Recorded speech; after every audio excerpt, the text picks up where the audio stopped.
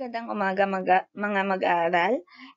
Ating tatalakayin ang kontinusyon ng Aralin 1, Kolonyalismo at Imperyalismo sa Silangan at Timog Silangang Asya. Ating natalakay sa nakaraang video ang unang yugto ng kolonyalismo at ang imperyalismo sa Asya. Ngayon, sa videong ito, ating tatalakayin ang ikalawang yugto ng kolonyalismo at imperyalismo sa Asya noong 18th hanggang 19th century. Naimpluwensyahan ng mga kanluranin ang ekonomiya, politika, lipunan at pamumuhay ng mga bansang Asyano na kanilang sinakop. Okay? Sa video na ito, ating unang tatalakayin ang mga salik na nagbigay daan sa ikalawang yugto ng imperyalismong kanluranin sa Asya. Sa unang sanhi, nagkaroon ng kompetisyon ang mga kanluranin sa pananakop ng lupain at pagkontrol ng mga kalakalan. So, ang unang bansa na nagkaroon ng kompetisyon sa pananakop ay ang Spain at Portugal. Kaya nagkaroon ng Treaty of Tordesillas na hatiin ang mundo kung saan lamang makakasakop ang Spain at Portugal. So, ang East ay ibinigay sa Portugal, ang West naman ay ibinigay sa may Spain. So, ang epekto nito ay nagkaroon ng kapangyarihan na pamahalaan at kontrolin ng mga kanluranin at ekonomiya ng mga Asyano.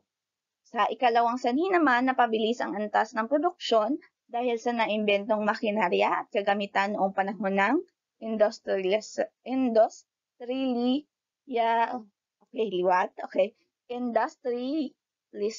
So, ang makinarya na tinutukoy dito ay ang steam engine. Sa naging epekto nito, ginamit ng mga kanluranin ang mga likas na yaman ng mga nasakop na bansa upang makagawa ng mas maraming produkto. Okay? Kasunod naman na sanhi ay ang mataas na pangangailangan sa mga hilaw ng materyales or raw materials. So, ang naging epekto nito ay kinontrol ng mga kanluranin ang kalakalan at pagtanim ng mga Asyano ng mga produktong kailangan nila sa kanilang kalakalan. Ang panghuling sanhi naman ay kailangan ng mga kanluranin ng mapagdadalhan ng sobrang produkto dahil sa industrialization, nagkaroon ng mas maraming produkto, mas maraming nagawa. Kaya kailangan nila ng mapagbebentahan ng kanilang sobrang produkto. So, ang epekto nito ay kumita ang mga kanluranin dahil ipinagbili nila ang mga sobrang produkto sa kanilang mga kolonya sa Asya. Okay? Ating talakayin naman ang ikalawang yugto ng kolonyalismo at imperyalismo sa Silangang Asya. Una na dito ay ang bansa China. Sa loob ng mahabang panahon ay ipinatupad ng China ang paghihiwalay ng kanilang bansa mula sa daigdig o ilala bilang isolationism. So dahil sa mataas na pagtingin nila sa kanilang kultura at naniniwala sila na makakasira kung mayroong mag-i-impluwensya na dayuhan. So bagamat pinahintulutan ng mga kanluranin ay pinapayagan lamang sila sa daungan ng Guangzhou at dapat isagawa ng mga dayuhang mangangalakal ang ritual na kowtow bilang paggalang sa emperador. Okay, so bunga ng isolation ay umunlad at napatatag ng China ang kanilang ekonomiya, kultura at politika. So nagawa ng China na makatayo sa kanilang sariling paa. So atin itong natalakay sa unang video dahil noong panahon ng Ming Dynasty, mas lalo pa ang napayaman ng kanilang dinastiya ang ekonomiya, kultura at politika ng China. So sa panahong ito, ang mga kanluranin o mga Europeans ay siyang umaasa sa pakikipagkalakalan sa China. So ang karangyaan ng China ay nagpatanyag sa kanila hindi lamang sa karating nilang bansa sa Asya kundi na rin sa mga bansa sa kanluran. Okay? So sa paghahangad ng mga kanlurani na maangkin ng yaman ng China, ito ang kanilang pangunahing dahilan para magsagawa ng imperialismo at kolonyalismo sa bansa. So matagal nang hinahangad ng mga kalurani na masakop ang China dahil na rin sa kanilang karangyaan at ang likas na yaman. So, nagsimula ang pananakop ng mga kanluranin sa China dahil tinutulan ng emperador ng China na maipasok sa bansa ang opyo na produkto ng England. Okay? Ang tanong, ano kaya ang opyo?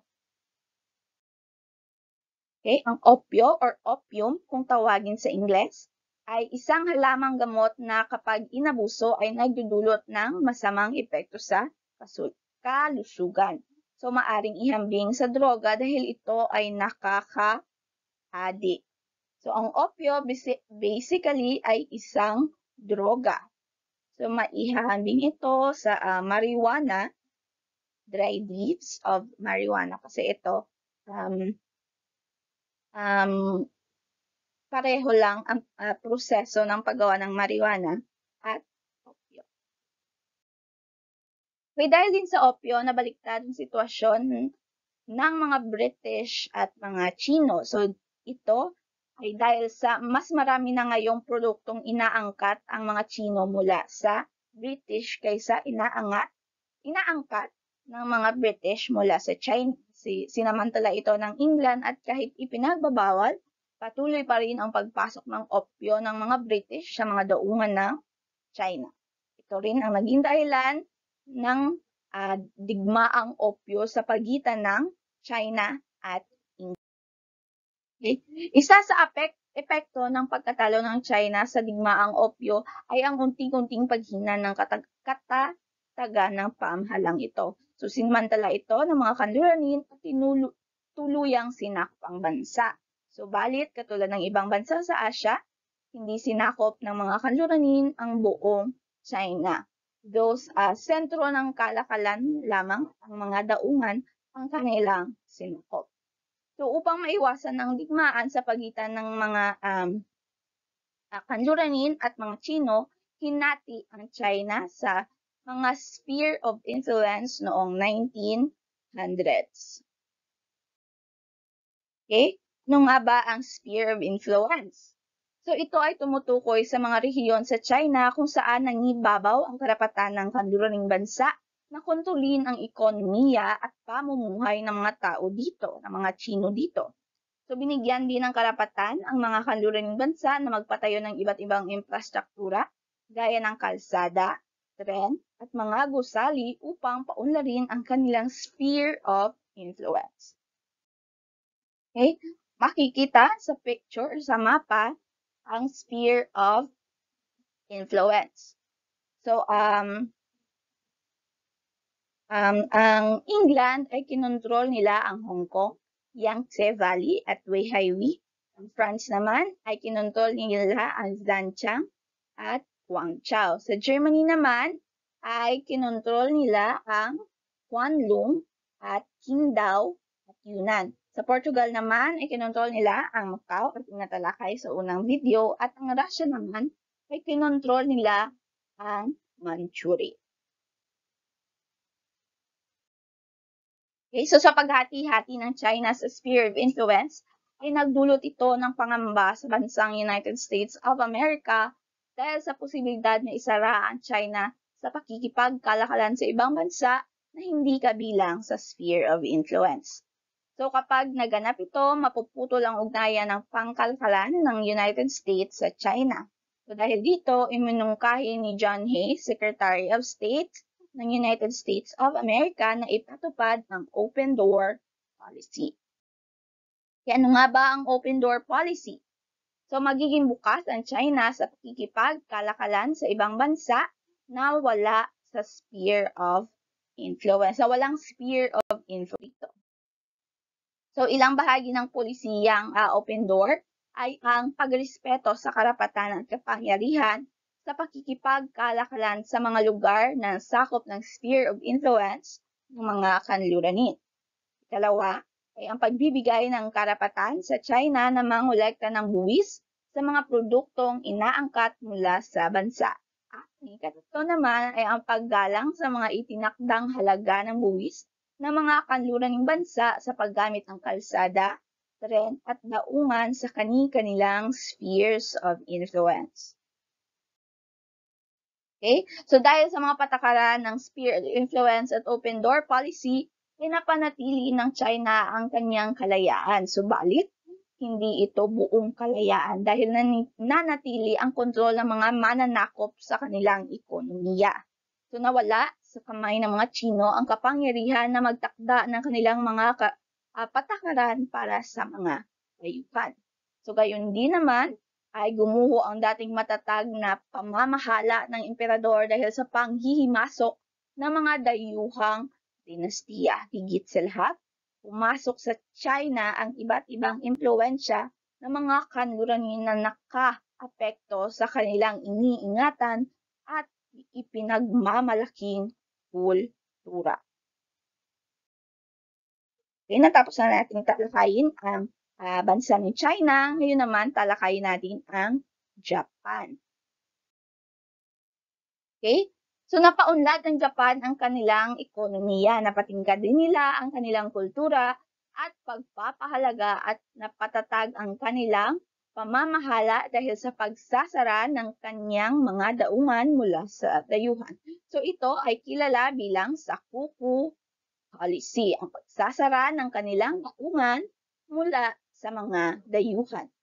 So bagamat may mga ugnayan ang Japan sa mga bansang Netherlands at Korea, hindi ito pinahintulutan na makapasok sa kanilang bansa ang mga dayuhan.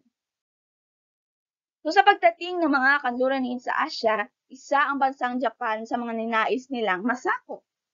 So nagpadala ang kanilang mga kinatawan ang bansang England, France, Russia at United States, subalit lahat sila ay tinanggihan ng Japan.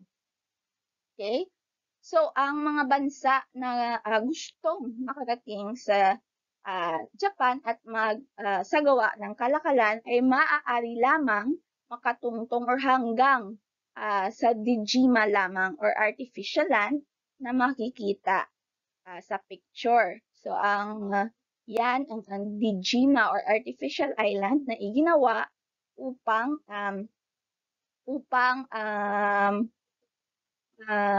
doon lamang pwedeng pumunta ng mga dayuhan upang magsagawa ng kalakalan. Noong 1853, pinadalahan ni Pangulong Millard Ford ng United States si Commodore Matthew Perry upang hilingin sa emperador ng Japan na buksan ang kanyang mga daungan para sa mga barko ng United States. So, kailangan ng mga barko ng United States na tumawid sa karagatang Pasipiko ng mapagdadaungan upang mapagkuhanan ng karagdagang pagkain, tubig at panggatong. So, hindi kasi sapat ang kanilang reserba o kaya naman hindi madali na dalhin nila ang lahat ng ito sa kanilang paglalakbay. Okay? So sa pagpunta ni Perry sa Japan ay nakita ng mga Hapones ang naglalakihang barko ng United States na armado ng kanyon. So bagamat hindi taas ang sinabi, ang ginawang ito ni Perry ay isa itong babala na kung hindi bubuksan ng mga Hapones ang kanilang mga daungan, hindi magdadalawang isip ang United States na gamitin ang kanilang puwersa. So upang maiwasan ang pagkikipagdima sa isang malakas na bansa, tinanggap ng Japan ang United States sa bisa ng kasunduang Kanagawa noong 1854. Okay, sa kasunduang Kanagawa, sa ilalim ng kasunduang ito ay bubuksan ng mga daungan sa Hakodate at Shimoda para sa mga barko ng United States. At pinahihintulutan din na magtayo ng kanyang embahada ang United States sa Japan.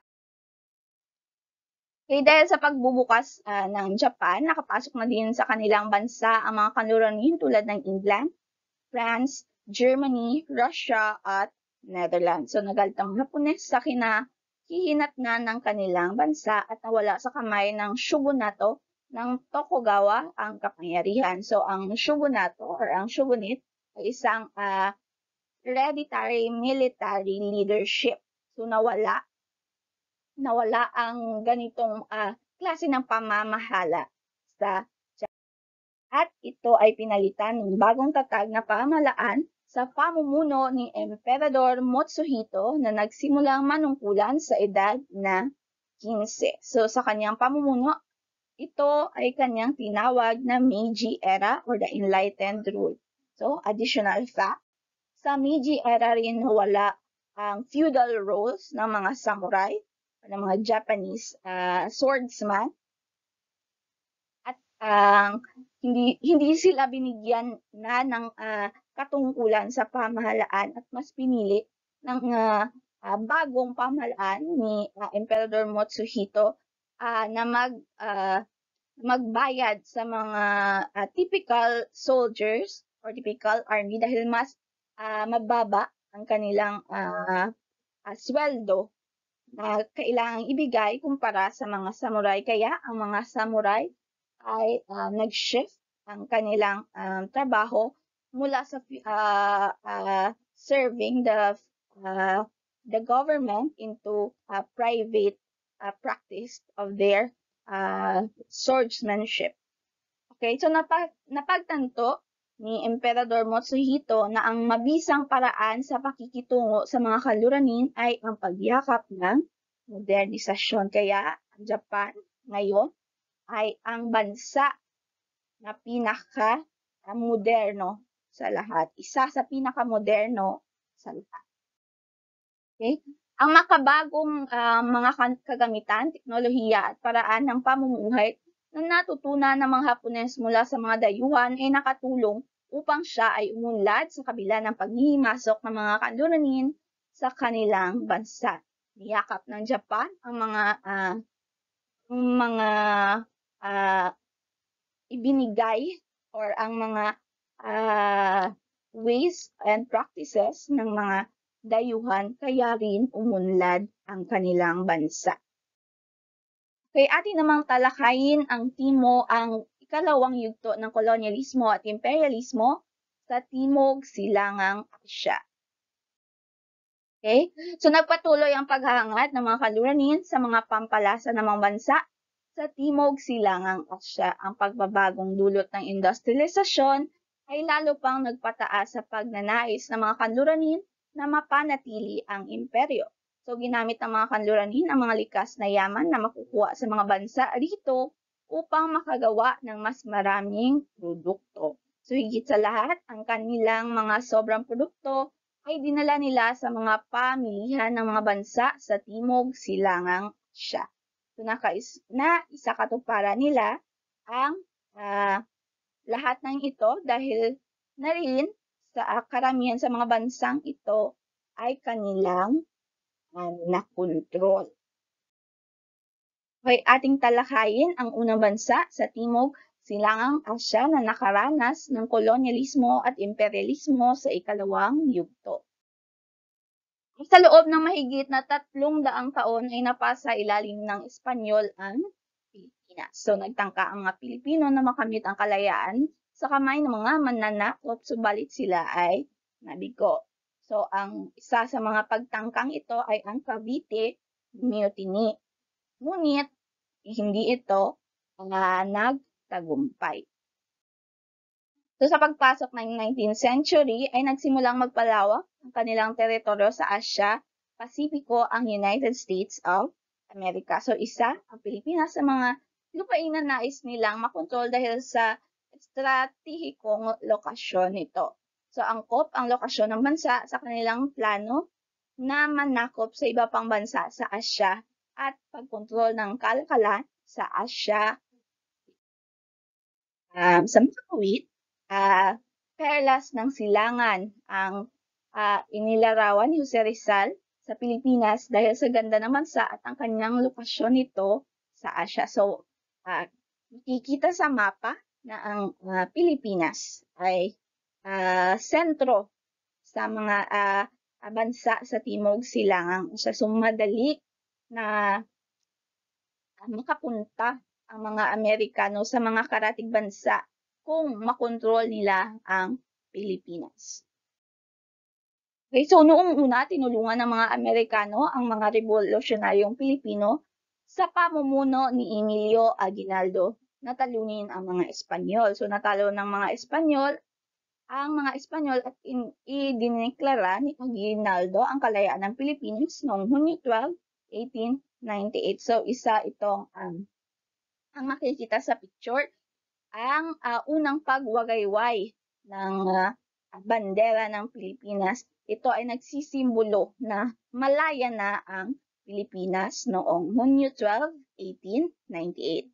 So, subalit, lingid sa kaalaman ng mga Pilipino, ay nagkaroon ng lihim na kasunduan ang Spain at United States. So, batay sa kasunduan, susuko ang Spain sa United States at isasalin sa huli ang karapatang pamunuan ng Pilipinas.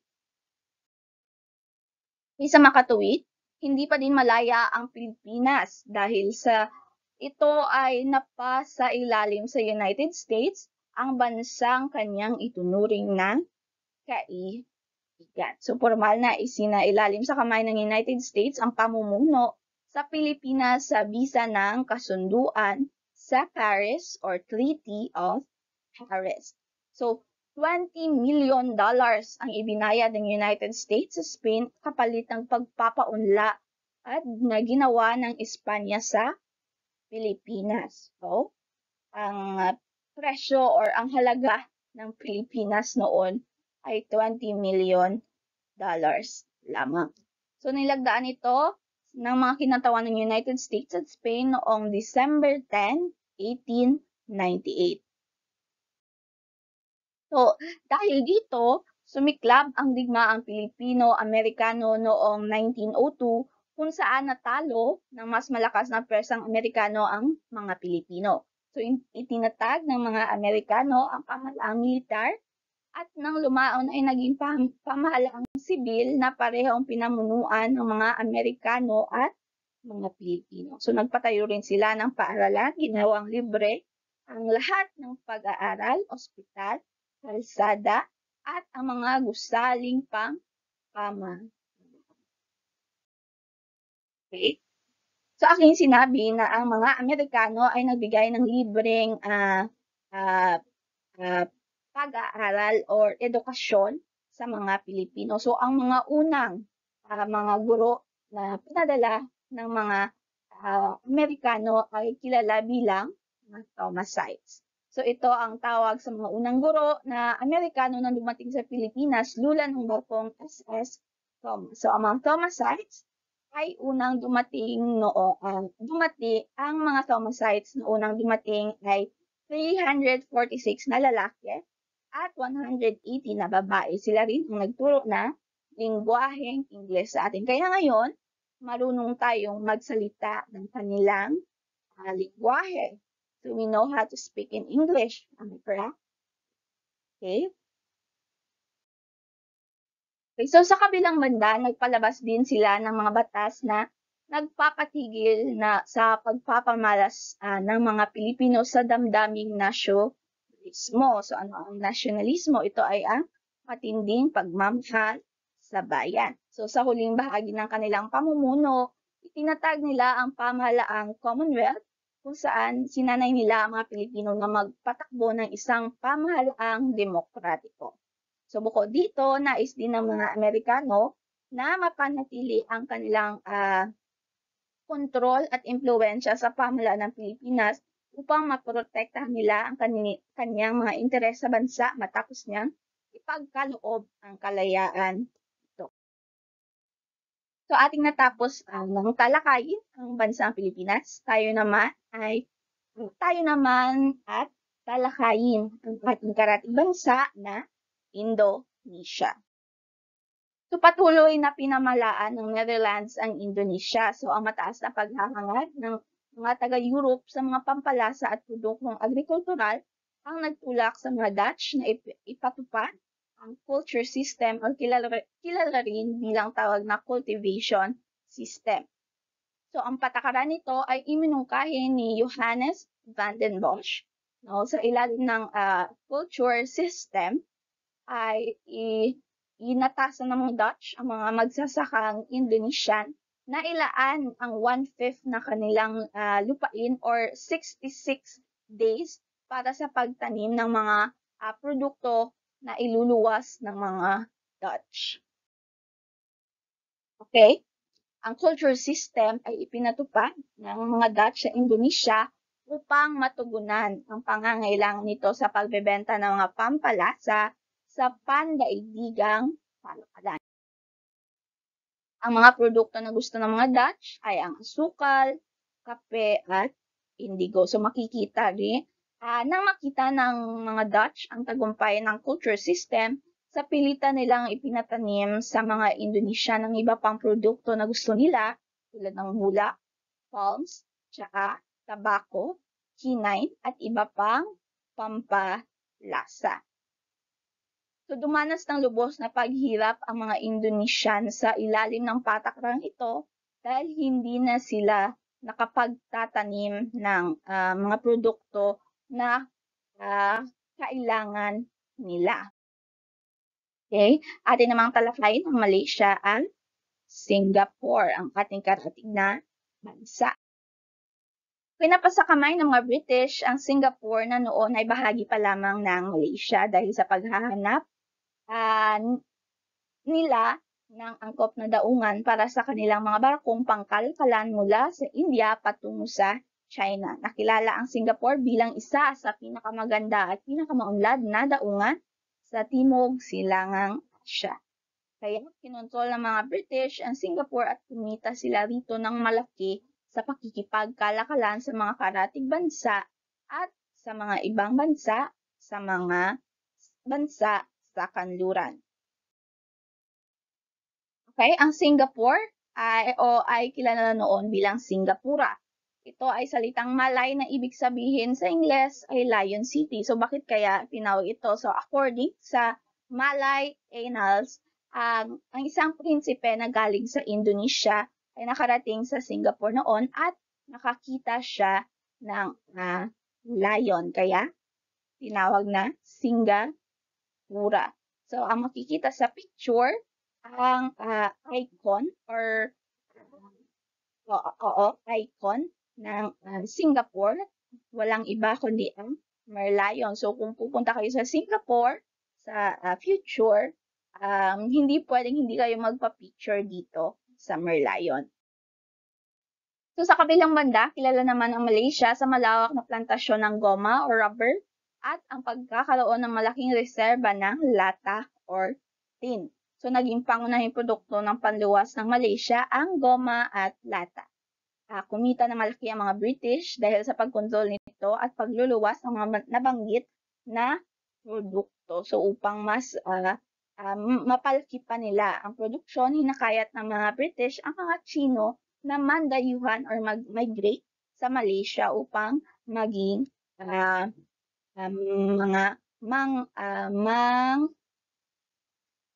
manggagawa.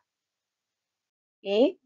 So ang rubber, ito ay orihinal na matatagpuan sa South America. So dinala ng mga British ang mga buto nito sa Malaysia upang pasimulan ang plantasyon ng rubber tree sa rehiyon.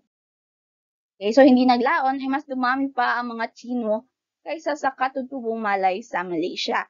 Kaya ngayon, in the present, makikita ang mga surnames or apelido ng mga Malaysian ay puro na Chinese at hindi na Malay descent. So, ang pananakop ng British sa Malaysia ay nagdulot ng paghihirap at kaguluhan sa pagitan ng mga mandayuhang Chino at katutubong Malay na hanggang ngayon ay nararamdaman pa rin ng okay. Kaya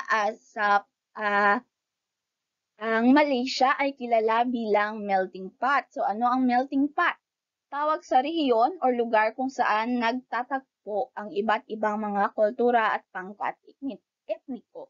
So ang populasyon ng Malaysia ay binubuo ng katutubong Malay, malalaking bahagda ng mga Chino, Tamil, Filipino at mga Nepalese. So isa sa bansa na kilala rin bilang melting pot ay ang United States of America. Okay? Atin naman talakayin ang bansang Burma or kilala ngayon bilang Myanmar. So, ang lokasyon ng Burma sa India ay nasakop ng England at dahilan ito upang sakupin din ng British. So, mahalaga para sa mga British ang Burma dahil ito ay magagamit nila upang mapigilan ang mga magtangkang magsakop sa silangang bahagi ng India na noon ay kabilang sa kanilang kinokontrol na lupain. So, noong una ay mas maayos ang ugnayan ng England at Burma, subalit hindi inaasahang pangyayari, sumiklab ang mga labanan sa pagitan ng mga British at Burmese at ito ay tinatawag na digmaang Anglo-Burmese. So dahil dito, nagkaroon ng digmaang Anglo-Burmese. Ang digmaang Anglo-Burmese ay may tatlong bahagi. Okay? Okay? So ang unang digmaang Anglo-Burmese ay nangyari noong 1842 hanggang 1856. So, ang dahilan nito ay ang paglusob ng Burma sa mga estado ng Assam, Arakan, Manipur at itinuturing ng mga British na panghihimasok sa India. So, nagbunga ito ng pagkatalo ng Burmese at nilagdaan nila ang kasunduan sa Yandabo na magbibigay ng pinsala ang Burma sa mga British at napasakamay ng English East India Company ang Arakan at Tenasirin at tinanggap ng Burma ang British residents sa Palasyo ng Hari. So, ang Palasyo ng Hari ay kilala bilang Amarapura. Ano nga ba ang resident system? So, basically, isa itong patakaran na ipinatupad ng mga British sa Burma na ang British resident ay kinatawan ng pamahalaan ng England sa Burma. So, bilang kinatawan, kailangan manirahan ng British residents sa Burma upang magkaroon ito ng pakikipag-ugnayan sa mga dayuhang bansa at may karapatan ang British resident na makipag-usap, makipagsundo, makipagkalakalan at magdesisyon sa mga usaping panlabas ng Burma na dati ay gawain lamang ng hari ng Burma. So, nagkaroon din ng ikalawang digmaang Anglo-Burmese na nangyari noong 1852 at 1853. So, ang dahilan nito ay ang hidwaan sa kalakalan. So, sa pilitang, kinuha ng mga British ang mga barkong pangkalakalan ng mga Burmese. Kaya, nagbunga ito ng pagkatalo ng mga Burmese dahil na rin sa malakas ng kagamitang pandigma ng mga British. At nawala ng karapatan ang mga Burmese na dumaan sa mga rutang pangkalaklan na dati ay kanilang pagmamay-ari. At nagkaroon din ng ikatatlo at panghuling digmaang Anglo-Burmese na nangyari noong 1885 hanggang 1886. So ito, ang naging dahilan nito ay itunuring ng mga British na pagtataksil ang pakikipagsundo ng mga haring Burmese sa bansang France. Okay? So, nagbunga ito ng natalo pa rin ang mga Burmese laban sa mga British. So, ganap na sinakop ng England ang buong Burma at isinama ito bilang probinsya ng India. So, isa itong malaking kahihiyan para sa kaharian ng Burma na matagal nang namamahala sa kanilang lupain. At dahil rito, natapos rin ang pamamahala ng royal family ng Myanmar. At ang huling hari ng Myanmar, kilala bilang si King Thibaw ay gin-exile sa may India. Kaya hanggang ngayon, ika-120th death anniversary ni King Thibaw, pero hanggang ngayon hindi pa rin naibabalik sa kanyang bayang Sinilangan ang kanyang mga labi. At ito ay nanatili pa rin sa may India. Okay? Atin namang talakayin ang French Indo-China na binubuo ng Laos, Cambodia, at Vietnam. So, nanggaling ang Indo-China sa pinagsamang India at China na may mga bansang naka-impluwensya sa kultura ng rehiyong ito. So ginawang dahilan ng France ang mga ulat at pang-aapi sa mga misyonaryong Katoliko na kanilang ipinadala sa pagsakop sa Indo-China. Subalit, ang pagkontrol sa mayamang kalikasan at kagandahan ng daungan ng Indochina ang kanilang pangunahing layunin sa pananakop. So sa bansang Laos, hiningi ng French ang kaliwang pampang ng Mekong River. Sa kasalukuyan, ito ay ang Vietnam, bahagi ng Vietnam bilang bayad pinsala sa pagpapatalsik ng misyonaryong French. So isinama ito bilang protektado ng French. Ang bansang Cambodia naman ay naging protektado ng France matapos nito makuha ang Cochin China noong 1862. So dahil sa lakas ng pwersa ng French, ay walang nagawa ang mga Cambodian kundi tanggapin ang pagiging protektado ng France. Okay, ang Vietnam naman ay sa pamamagitan ng pwersang pangmilitar, ang Vietnam ay naging protektado ng France. Una ay tumutol ang China, subalit wala din silang nagawa dahil sa lakas ng pwersa ng mga French. Okay? Nagkaroon ng patakaran na ipinatupad sa Indochina ang mga French. So una na dito ay ang direktang pamamahala ng French sa Indochina.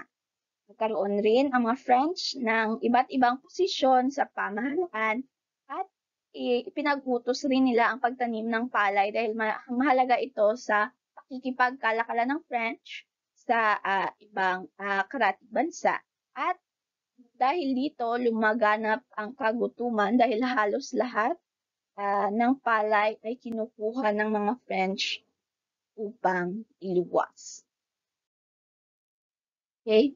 So, mayroong mga bansa sa silangan at timog silangang Asya na nasakop ng mga kanluranin at meron rin ng mga bansang hindi nasakop ng kanluranin. So, bakit kaya? Ating alamin. Ito ay ang bansang Korea. So, ito ang bansa na hindi nasakop ng mga kanluranin noong ikalawang yugto ng kolonyalismo at imperialismo. So, tulad ng kaila, napanatili ng Korea ang kanilang kalayaan mula sa kamay ng mga kanluranin. So, paano kaya nila ito napanatili? Paano kaya napanatili ng Korea ang kanilang kalayaan? Dahil napanatili ng Korea ang kanilang kalayaan dahil sa mga estratehiya na kanilang ginamit. So una na rito ay ang pagsasara ng mga daungan mula sa mga dayuhan at pagkakaroon ng mahusay na pinuno. Okay? So sa unang dahilan ay ang pagsasara ng daungan mula sa mga dayuhan. So nakita ng Korea ang epekto ng pagbubukas ng daungan sa mga dayuhan tulad ng nangyari sa Japan at China. So sa mataas ang pagpapahalaga ng mga Korean sa kanilang kultura at pananampalataya at ayaw nila na ito ay mabahira ng impluwensya ng mga kanluranin. So dahil dito, isinara ng Korean ang kanilang mga daungan at makikipag-ugnayan sa mga dayuhan. So nakatulong sa Korea ang pagsasara nila ng daungan dahil umunlad ang kanilang ekonomiya, kultura, at naging matatag ang pundasyon ng pagpapahalaga nila sa mga mamamayan. So kaya, tinawag ang Korea bilang Hermit Kingdom dahil ginawa nilang sa kanilang ginawang pagsasara ng daungan at pagputol ng pakikipag-ugnayan sa mga dayuhan. So ngayon, ang kilala pa rin na Hermit Kingdom or Ermitaryong Kaharian ang isang bahagi ng Korea, which is ang North Korea, dahil wala silang ugnaya, hindi sila nakikipag-ugnay sa ibang bansa. So, ang ikalawang dahilan naman ng dahilan na hindi nasakop ng mga kanluranin ang Korea dahil mayroon itong mahusay na pinuno. Ang una na rito ay si Haring Sejong. So kilala siya dahil sa kanyang kontribusyon sa pag-unlad ng Korea. So ginamit na batayan ni Sejong sa kanyang pamumuno ang pilosopiya ni Confucius. So ito rin ang naging batayan ng kaayusang panlipunan sa kanyang panahon. So pinasimulan din ang pag-aaral sa Hangul or ang sinaunang sistemang pagsulat ng mga Koreans. Bunga nito, dumami pa ang mga natutong bumasa at sumulat at napaunlad rin nila ang kanilang literatura. So sa mga imbensyon na nagawa sa kanyang pamumuno ay ang water clock, sundial, rain gauge at ang pag-unlad ng kaalaman sa medisina at ang pagpapalakas ng puwersang military na nakatulong sa pagpapanatili ng kalayaan sa atin namang talakayin ang ikalawang mahusay na pinuno ng Korea na si Haring Go-chong. Siya ay 13 years old lamang ng manungkulang bilang hari. Ngunit dahil siya ay bata pa at samantalang namuno ang kanyang ama na si Yi Hae-eung na mas kilala bilang Daewongun na nangangahulugang Prince of the Great Count. So naniniwala si Daewongun na maaaring maging sanhi ang kanilang pagsak kapag nakapasok ang mga impluwensya ng mga dayuhan, maging man ito ay kanilang kultura o sa kalakasan sa kanilang bansa.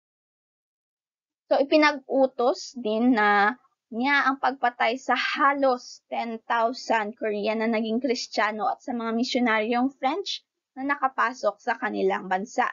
So naging ganap na emperador ng Korea si Go-chong noong 1897. Lalo pa niyang pinatatag ang Korea at idineklara ang kalayaan ng bansa sa kabila ng mga banta ng pananakop mula sa mga dayuhan tulad ng So magkaroon tayo ng review or summary sa kalagayan ng silangan at timog silangan sa iba't ibang stigyo. Narito, bago ang 16th century. So maunlad at makapangyarihan ang mga imperyo, kabihasnan at kaharian at dinastiya sa Asya. So nakikipagkalakalan ang mga kanluranin sa mga bansang Asyano tulad ng India at China. So hawak ng mga Asyano ang kapangyarihan at sinusunod ng mga kanluranin ang kanilang mga patakaran sa pakikipag. So noong 16th century hanggang 17th century, nagsimula ang unang yugto ng imperialismo at sinakop ng mga kanluranin ang ilang bansa sa timog at timog silangang Asya. Okay, so I will correct this. Mga kanluranin at ilang bansa sa silangan at timog silangang Asya. So please, sorry for the error. So, ang ikalawa naman ay naging mataas ang paghahangad ng mga kanluranin na masakop ang bansang Asyano upang kontrolin ang kalakalan ng mga pampalasa at iba pang produkto. So, nakontrol ng mga kanluranin ang sentro ng kalakalan at may ilang bansa na lubusang napasakamay ng mga kanluranin at naimpluwensyahan ang kanilang ekonomiya at pamahalaan. Okay, noong ika-18th hanggang 19th century ay nagpatuloy ang ikalawang yugto ng imperialismo at karamihan ng mga bansa sa Asya maliban sa Thailand at Korea ay nasakop ng mga kanluranin. So higit na kailangan ng mga kanluranin na manakop ng lupain dahil sa epekto ng Rebolusyong Industrial. So kailangan nila ng mapagkukunan ng mga hilaw na materyales at mapagbebentahan ng mga sobrang produkto. So nagpatuloy ang pagkontrol ng mga kanluranin sa mga sentro ng kalakalan at karamihan sa mga bansa sa Asya ay nawalan ng kalayaan at karapatang pamunuan ang kanilang sariling bansa. So nagpahirap sa maraming Asyano ang mga ipinatupad na patakaran ng mga mananakop na kanluranin na nagpatuloy ng kanilang impluwensya sa kultura, ekonomiya, pamamahala sa nasakop na bansa. At doon nagtatapos ang ating Aralin 1, Kolonyalismo at Imperialismo sa Silangan at Timog Silangang Asya. So I hope that you have learned in our video lectures. Bye everyone!